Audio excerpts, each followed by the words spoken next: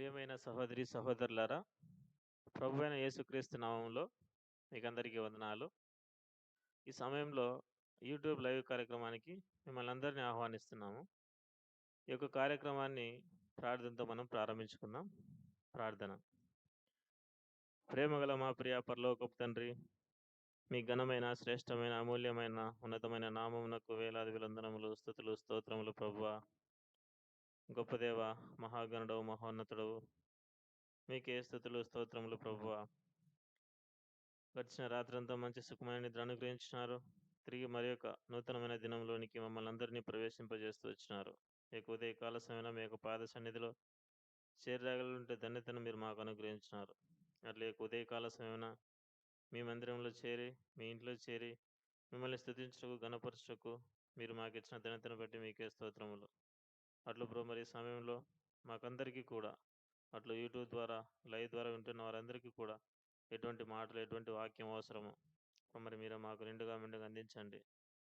మరి మీ యొక్క దాసు నిలబెట్టుకుని మీరే మాతో మాట్లాడుతురండి. మమ్మల్ని బలపరచండి, స్థిరపరచమని వేడుకుంటున్నాం. ప్రభా, సహాయం చేయండి. అట్లు ముందున్న సమయాన్నంతటిని మీరే దీవించి ఆశీర్వదించమని వేడుకుంటూ యేసుక్రీస్తు అతి పరిశుద్ధమైన నామంలో ప్రార్థించి స్తుతించి అడిగి వేడుకుంటున్నాం తండ్రి. ఆమేన్. ఈ సమయంలో ఒక కీర్తన పాడుకుందాం.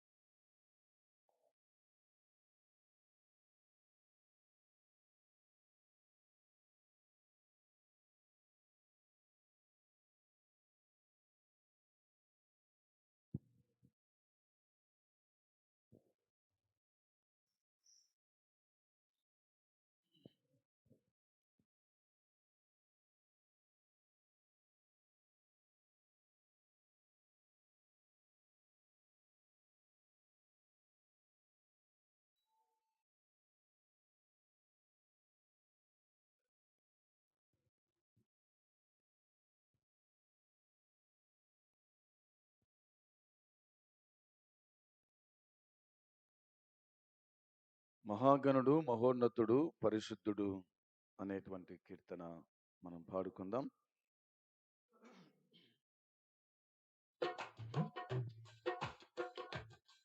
మహాగణుడు, మహోన్నతుడు, పరిశుద్ధుడు, నిత్య నివాసి. మహాగణుడు, మహోన్నతుడు, పరిశుద్ధుడు, నిత్య నివాసి.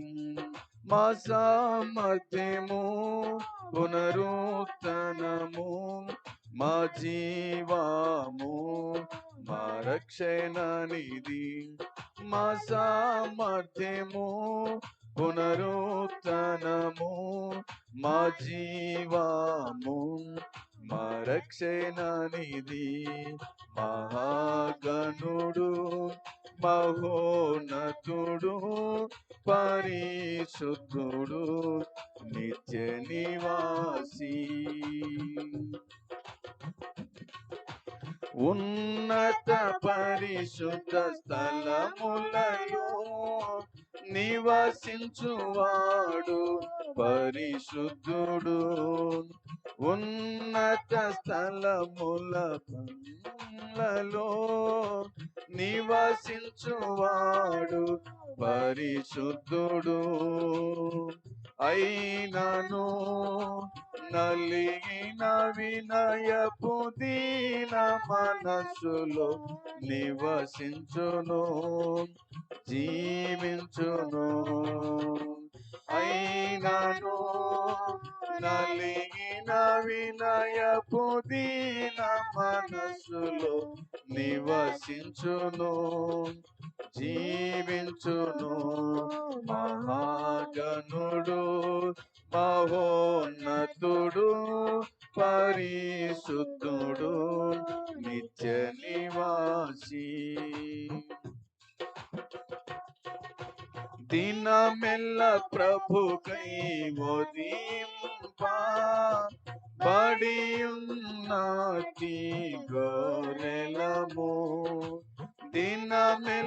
ప్రభుకై ఉదయింపబడియున్నది గొర్రెలము.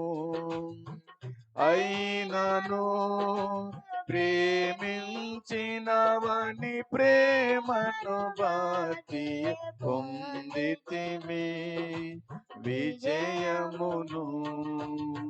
అయినను ప్రేమించినవని ప్రేమను బట్టి పొందితిమి విజయమును.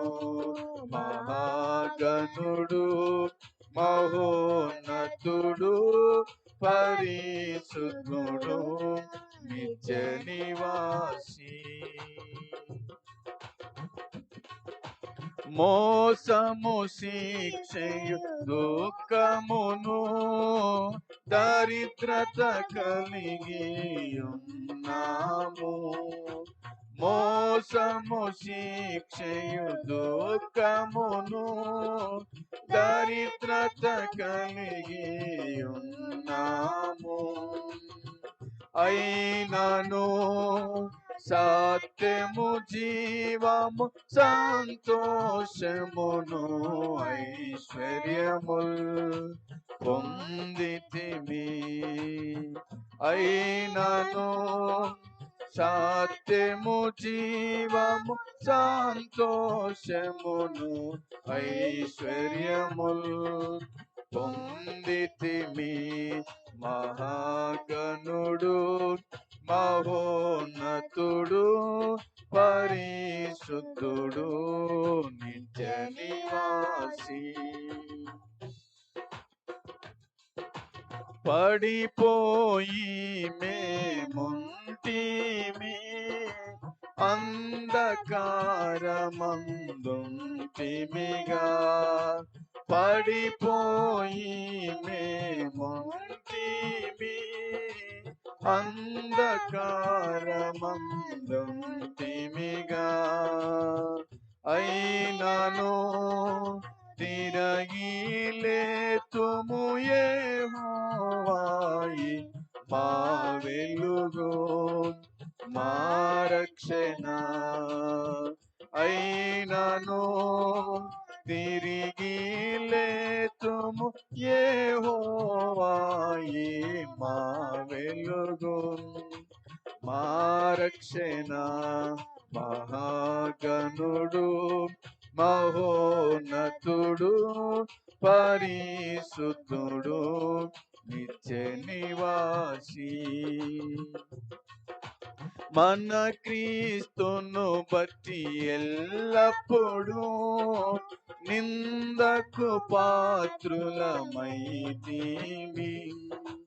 మన క్రీస్తును బట్టి ఎల్లప్పుడూ నిందకు పాత్రులమైతిమి.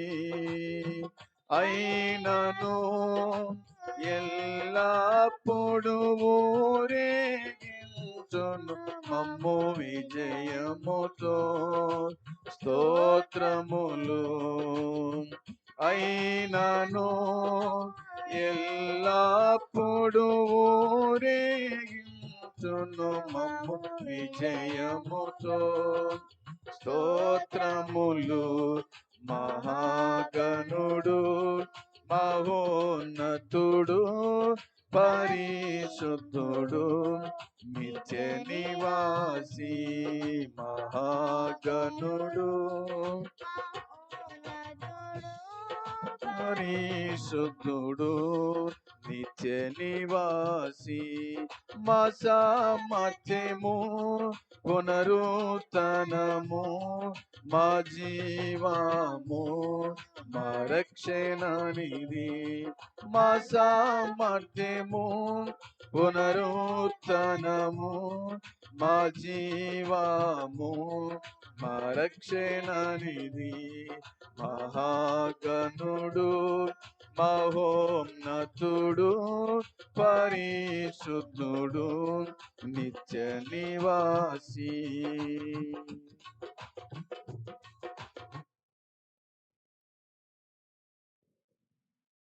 దేవుని పరిశుద్ధమైన నామమునకు స్తోత్రం కలుగునుగాక. క్రీస్తునందు సోదరి సోదరులారా, మీకందరికీ ప్రభు నామములో వందనాలు, శుభములు తెలియజేస్తూ ఉన్నాను. దేవుని మహాకృపను బట్టి మరలా ఈ దినము, ఈ సమయానికి ప్రభువును జ్ఞాపకం చేసుకోవడము, ప్రభు సన్నిధిలో ఉండడం, దేవుడిచ్చిన మహాకృపాన్ని తలంచి దేవుణ్ణి ఎంతగానో స్తుతిస్తూ ఉన్నాం. రండి, దేవుని వాక్యాన్ని మనం చదువుదాం. ప్రసంగి గ్రంథం 9వ అధ్యాయం 13 నుంచి 18 వరకు చదివి మనము ధ్యానము చేసుకుందాం. ప్రసంగి గ్రంథం 9వ అధ్యాయము 13 నుంచి 18 వచనాల వరకు. మరియు నేను జరుగు దీనిని చూచి ఇది జ్ఞానమని తలంచితిని. ఇది నా దృష్టికి గొప్పదిగా కనబడెను. ఏమనగా, ఒక చిన్న పట్టణం ఉండెను, దాని యందు కొద్దిమంది కాపురముండిరి.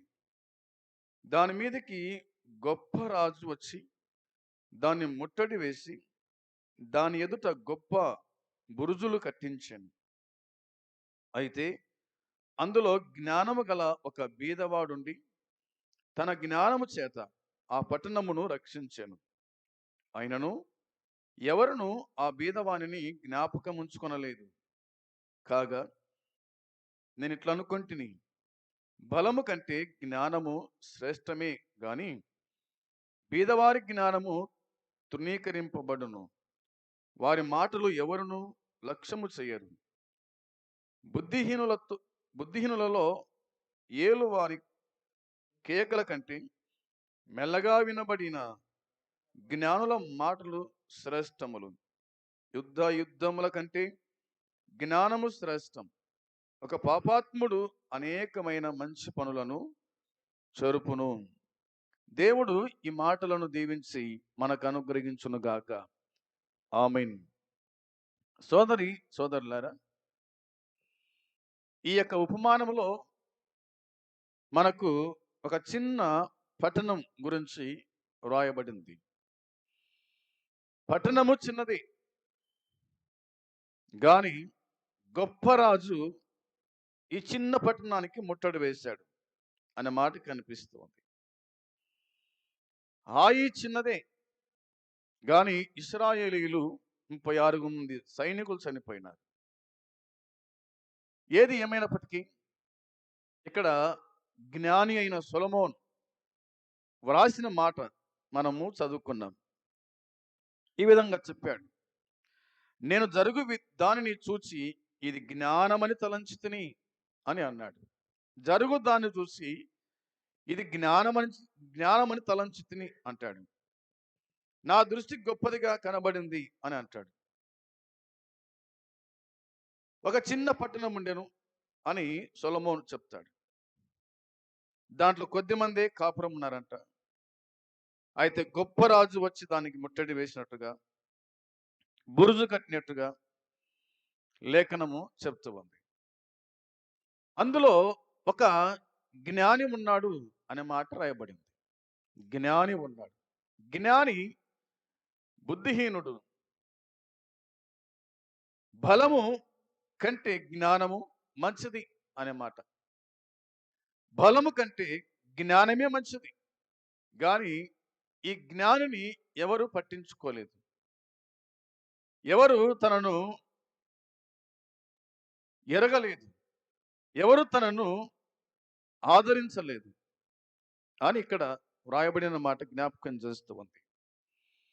అందుకే ఇట్లా రాయబడింది 15వ వచనంలో. అయితే అందులో జ్ఞానము గల ఒక బీదవాడు ఉండెను అన్న మాట ఉంది. తన జ్ఞానము చేత ఆ పట్టణము రక్షించినాడంట. బీదవాడు జ్ఞానవంతుడు. బీదవాడు జ్ఞానవంతుడు. డబ్బున్నోళ్ళే జ్ఞానవంతులని లేదు. కానీ జ్ఞానము ఎవరు సత్యం కాదు, అది దేవుడిచ్చేటువంటిది. జ్ఞానము దేవుడిచ్చేటువంటిది అన్న సంగతి జ్ఞాపకం చేస్తుంది దేవుని వాక్యం. యాకోబు రాసిన పత్రికలో ఇలా రాయబడింది కదా, మీలో ఎవరికైనా జ్ఞానము కొదవగా ఉన్న యెడల వాడు దేవుణ్ణి అడగవలెను. అప్పుడు ఆయన వానికి ధారాళంగా ఇచ్చును అన్నమాట. కాబట్టి ఈ చిన్న పట్టణంలో ఒక జ్ఞాని ఉన్నాడు. అతడు బీదవాడు. అతడు బీదవాడు. అయితే తన జ్ఞానము చేత తన జ్ఞానము చేత ఆ పట్టణాన్ని రక్షించినాడు. ఆ పట్టణంలో ఎంతమంది తెలివి గలవారు ఉండొచ్చు, ఎంతమంది చదువుకున్నోళ్ళు ఉండొచ్చు, ఎంతమంది పేరు ప్రఖ్యాతులు గలవారు ఉండవచ్చు. కానీ ఆ పట్టణాన్ని ఎవరు కాపాడలేకపోయినారు. అయితే ఒక బీదవాడు, ఎన్నిక లేని వాడు, ఒక జ్ఞానవంతుడైనటువంటి ఆ బీదవాడే ఆ పట్టణాన్ని ఏం చేశాడంట? రక్షించినాడంట. ఆ పట్టణాన్ని రక్షించినాడు. ఆయనను ఎవరును ఆ బీదవానిని జ్ఞాపకము చేసుకోలేదు. రక్షించిన వారిని జ్ఞాపకం చేసుకోలేదు.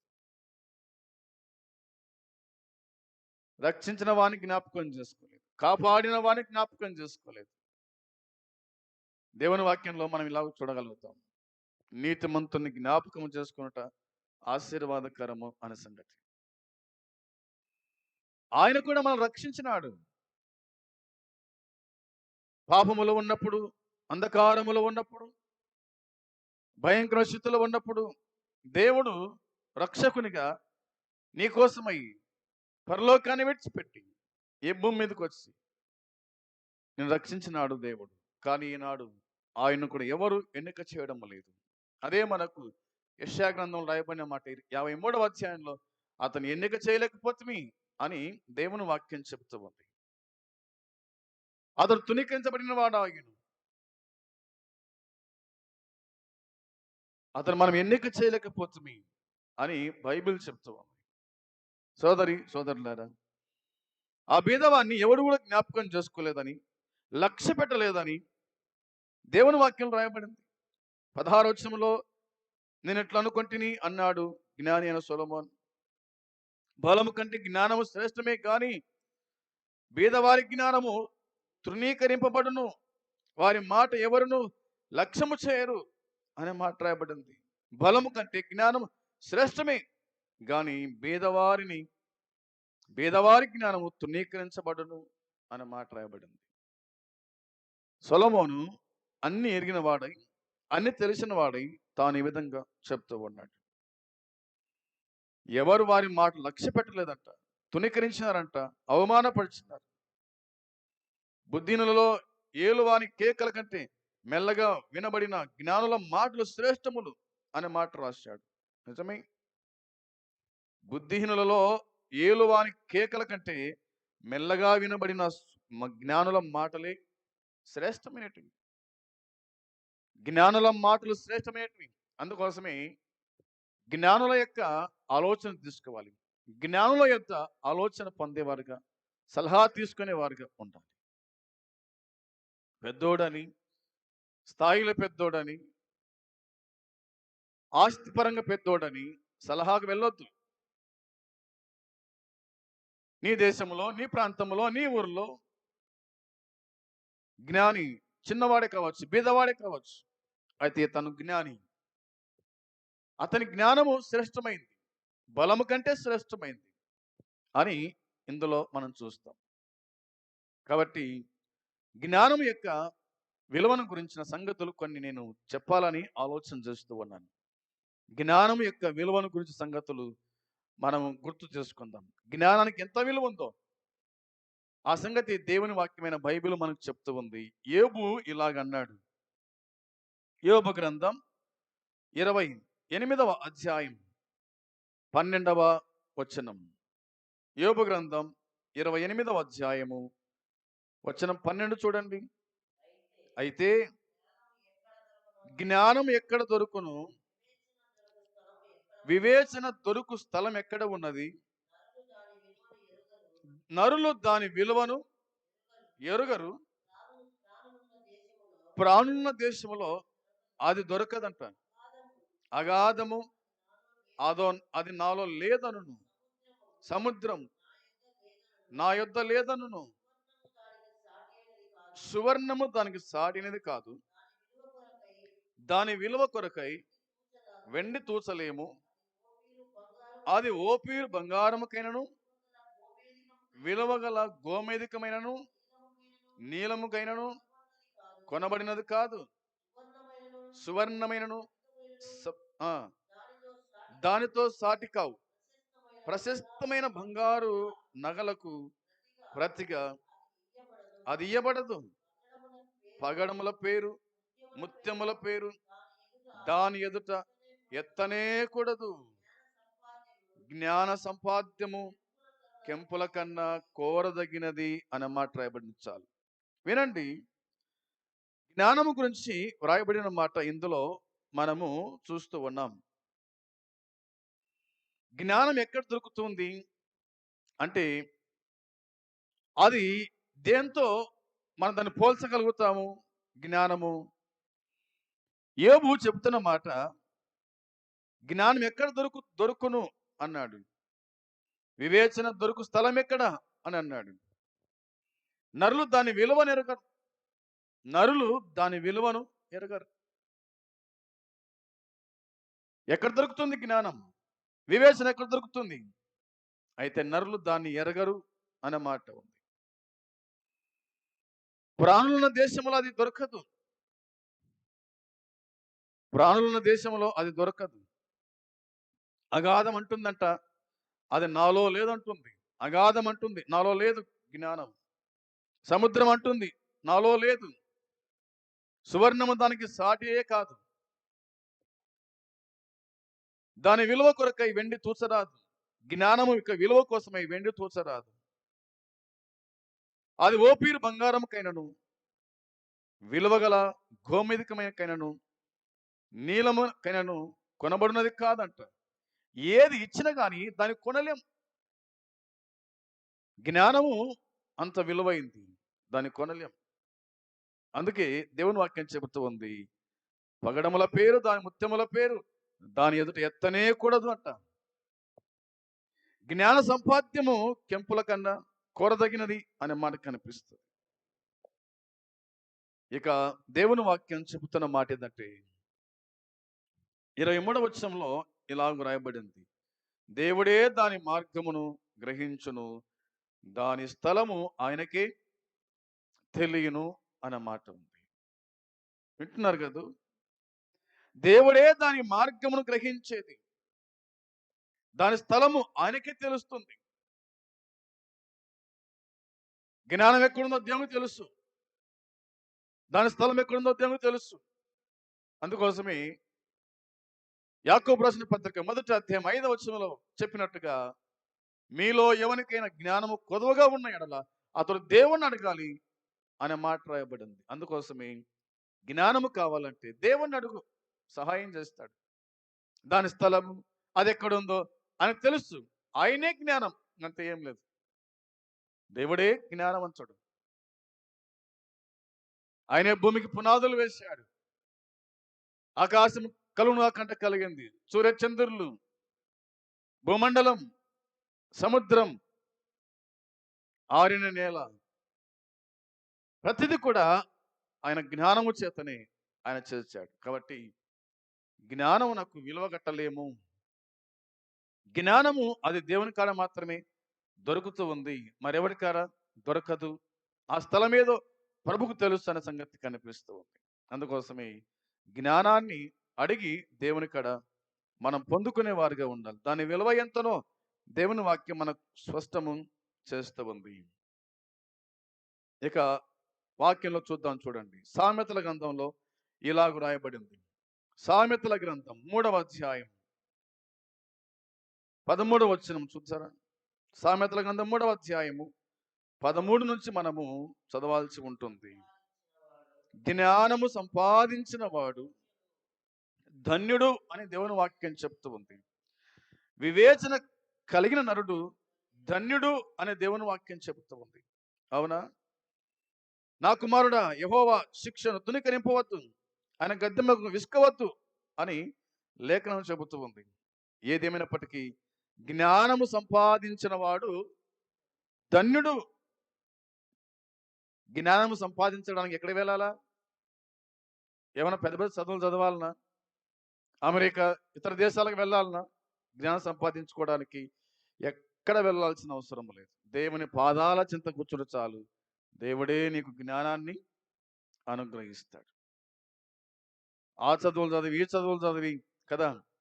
చివరికి పిచ్చి పట్టి రోడ్డమ్మట తిరుగుతున్నారు కొంతమంది. చదువు విద్య ఎక్కువై. అందుకోసమే జ్ఞానం కావాలంటే ప్రభు పాదాల కాడికి రావాలంతే. అన్నా జ్ఞానము లేదన్నా, వివేకము లేదు, వివేచన లేదు, ఆలోచన లేదు, ఏమేమో చేస్తూ ఉంటారు. అంటే వాళ్ళు రావాల్సిన మనకు రాలేదు.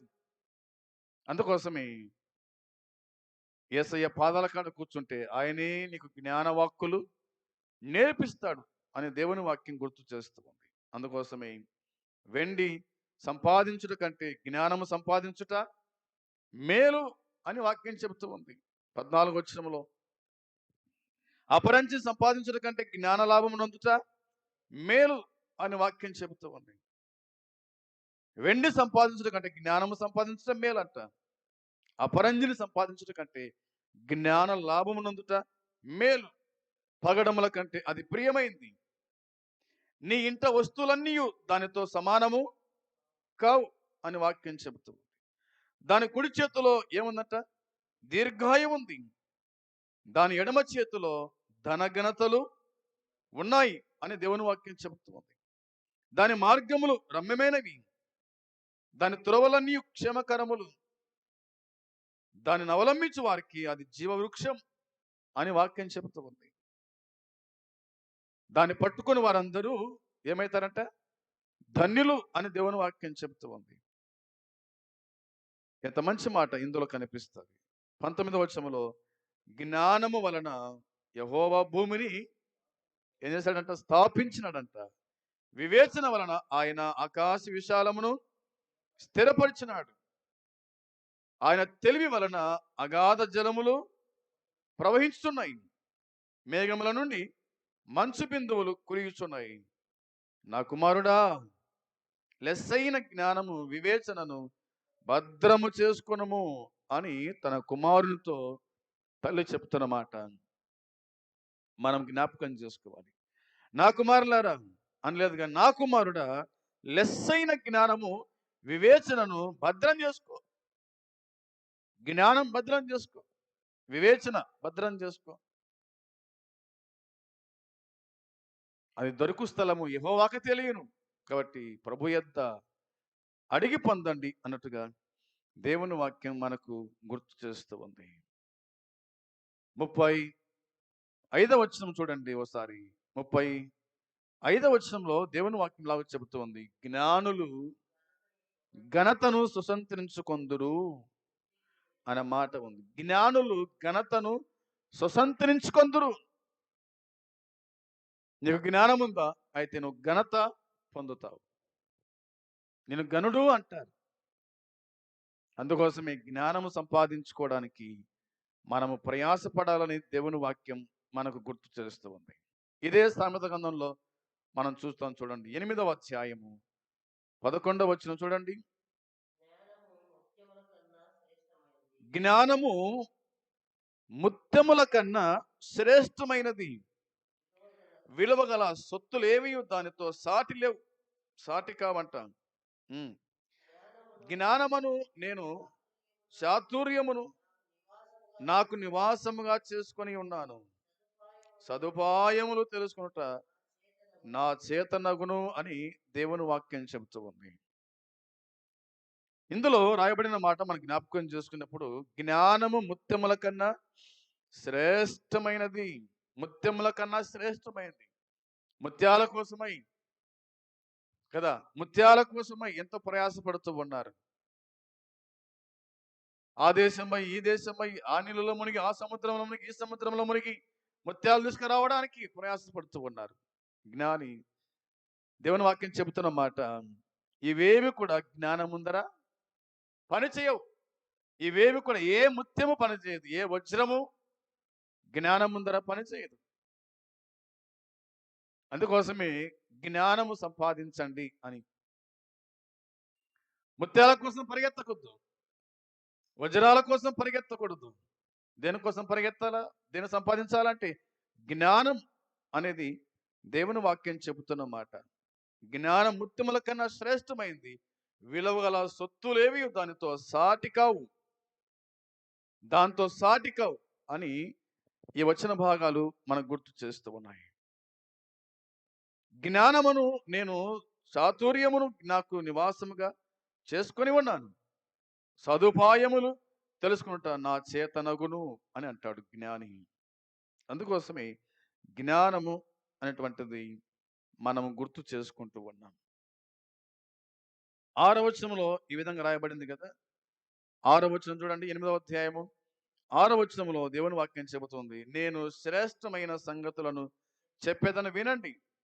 నా పెదవులు యథార్థమైన మాటలు పలుకును, నా నోరు సత్యమైన మాటలు పలుకును. దుష్టత్వము నా పెదవులకు అసహ్యం, నా నోటి మాటలనియు నీతి గలవి. వాటిలో మూర్ఖతైనను కుటిలతైనను లేదు. అవన్నీ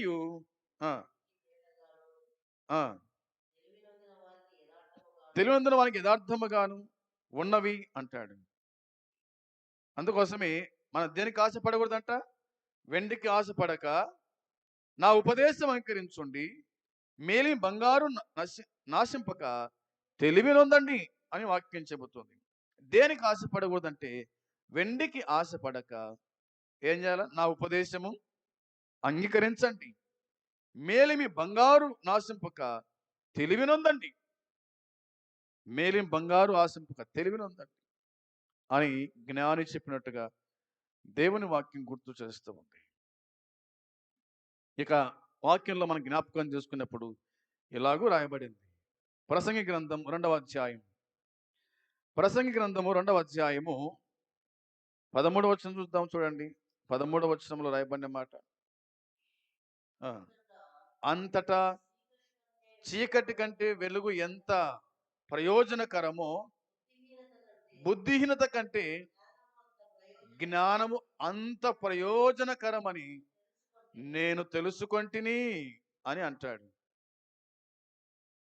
ఇందులో మనం చూస్తున్న మాట చూడండి.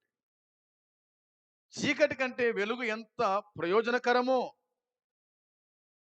బుద్ధిహీనత కంటే జ్ఞానము అంత ప్రయోజనకరము నేను తెలుసుకున్నాను ఈ సంగతి అంటాడు. వాస్తవమే, చీకటి కంటే వెలుగు ప్రయోజనకరమైంది. బుద్ధిహీనత కంటే జ్ఞానమే అంత ప్రయోజనకరమైంది. బుద్ధిహీనత కంటే జ్ఞానము అంత ప్రయోజనకరమైంది అని అన్నాడు. అందుకోసమే జ్ఞానము సంపాదించండి అని లేఖనాలు మనకు గుర్తు చేస్తూ ఉన్నాయి. ఇక 7వ అధ్యాయం, ప్రసంగి గ్రంథం 7వ అధ్యాయం 19వ వచనములో దేవుని వాక్యం ఇలాగూ చెప్తూ ఉంది, పట్టణమందుండు 10 మంది అధికారుల కంటే జ్ఞానము గలవానికి జ్ఞానమే ఎక్కువైన ఆధారము అని దేవుని వాక్యం చెప్తూ ఉంది. పట్టణమందు 10 మంది అధికారుల కంటే, పట్టణములో అధికారులు ఉంటారు. వారు రచ్చకట్టల మీద కూర్చుంటారు, అరుగుల మీద కూర్చొని ఉంటారు. ఆడికి వెళ్ళి కదా బేదలు కొంతమంది వెళ్ళి సలహా అడుగుతూ ఉంటారు, మన పెద్దలను సలహా అడుగుతూ ఉంటారు. అయితే పట్టణములో 10 మంది అధికారుల కంటే దేవుని వాక్యం చెబుతున్న మాట, జ్ఞానము గలవానికి జ్ఞానమే ఎక్కువైనది. జ్ఞానము గలవానికి జ్ఞానమే ఎక్కువైనది. అందుకోసమే జ్ఞానము సంపాదించండి అని దేవుని వాక్యంలో మనము చూస్తూ ఉన్నాం. లోకపరమైన జ్ఞానము దేవుని దృష్టిలో వెరితనమే అని దేవుని వాక్యం చెప్తూ ఉంది. ఈ లోకంలో ఎంతమంది లోకపరంగా జ్ఞానం ఉండవచ్చు, ఎంతమంది తెలివి గల వాళ్ళు ఉండవచ్చు, ఎంతమంది అధికారులు ఉండవచ్చు, డబ్బు ఉన్నవాడు ఉండవచ్చు, బలము గలవాడు ఉండవచ్చు. జ్ఞాని ఉన్నాడా? జ్ఞాని ఉన్నాడా మన దేశంలో? నువ్వు జ్ఞానివేనా? నువ్వు జ్ఞానం సంపాదించినావా? జ్ఞానం కోసం ఎక్కడో పరిగెత్తాల్సిన అవసరం లేదు.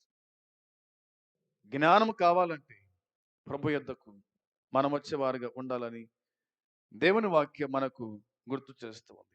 కాబట్టి జ్ఞానము అది ఎంత విలువైందో జ్ఞానానికి ఎంత విలువ ఉందో మనము చూస్తూ ఉన్నాం. దాని ఎదుట ఏది కూడా పనికిరాదు. ఈ ప్రపంచమంతా ఇచ్చిన గాని జ్ఞానం ఎదుట పనికిరాదు. నీ ఆస్తంతయు తాకట్టు పెట్టిన గాని జ్ఞానం ఎదుట పనికిరాదు.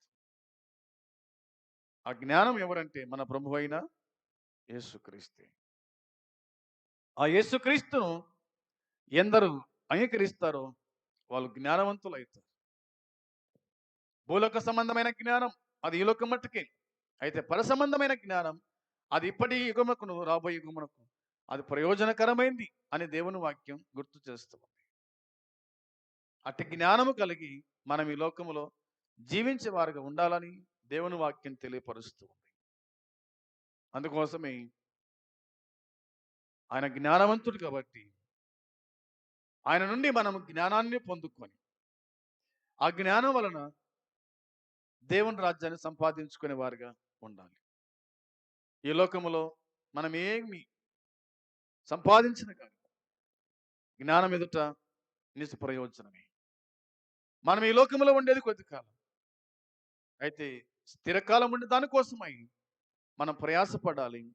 అట్టి జ్ఞానం మనకు కావాలని ప్రభు పాదాల యొద్ద ప్రార్థించి అట్టి కృపను ఘనతను మనం పొందుదాం. దేవుడు ఈ మాటలను దీవించి మనకు అనుగ్రహించును గాక. ఆమేన్. ప్రార్థన చేద్దాం. పరిశుద్ధుడవైన తండ్రి, పరలోకమందున్న దేవ, మీ పాదములకు వందనాలు, స్తోత్రములు, స్తుతులు చెల్లించుకుంటున్నాం. ఈ దినము కూడా నీ సన్నిధి మీరు మాకు అనుగ్రహించారు. ప్రభువా, జ్ఞానము ఎటువంటిదో మీరు తెలియజేశారు. ఒక చిన్న పట్టణం గురించి మీరు చెప్పిన మాటకై స్తోత్రం. చిన్న పట్టణాన్ని గొప్ప రాజు ముట్టడి వేసినట్టుగా, ఆ చిన్న పట్టణంలో ఒక జ్ఞాని ఉన్నట్టుగా, ఆ జ్ఞాని తన జ్ఞానము చేత ఆ పట్టణాన్ని రక్షించినట్టుగా నీ వాక్యంలో మేము చూడగలిగినాం. దేవా, అట్టి జ్ఞానము మాకును అనుగ్రహించండి. జ్ఞానము లేకుండా ఈ లోకములో బతుకుచు ఉన్నాం. ఈ వాక్యాన్ని విన్న మేమందరం ప్రభువా, ఆ జ్ఞానమున్న స్థలం నీకు తెలుసు కాబట్టి నీ యొద్దకు వచ్చే భాగ్యం దయచేయండి. నీ పాదాల చింత మేము ఉండడానికి, నీ పాదాల చింత మొరపెట్టుకునే కృపను గురించి సహాయం చేయండి. మేము కూడా జ్ఞానవంతులమై వివేచన కలిగి నీ సన్నిధిలో భయభక్తులు కలిగి జీవించే కృప మెండుగా అనుగ్రహించి దర్శించమని సహాయము చేయమని మీకు స్తోత్రములు స్తుతులు చెల్లించుకుంటూ మా రక్షకుడైన యేసుక్రీస్తు పరిశుద్ధమైన నామములోనే ప్రార్థించి అడిగి స్తుతించి వేడుకుంటున్నాము తండ్రి. ఆమేన్. పరలోకమందున్న తండ్రి ప్రేమ, మన ప్రభు అయిన యేసుక్రీస్తు కృప, పరిశుద్ధాత్మ సన్నిధి సహవాసం చేరవచ్చిన మనకు సకల పరిశుద్ధులకు ఇప్పుడు ఎల్లప్పుడూ సదాకాలము తోడై ఉండును గాక. ఆమేన్. అందరికి వందనాలు. మంచిది.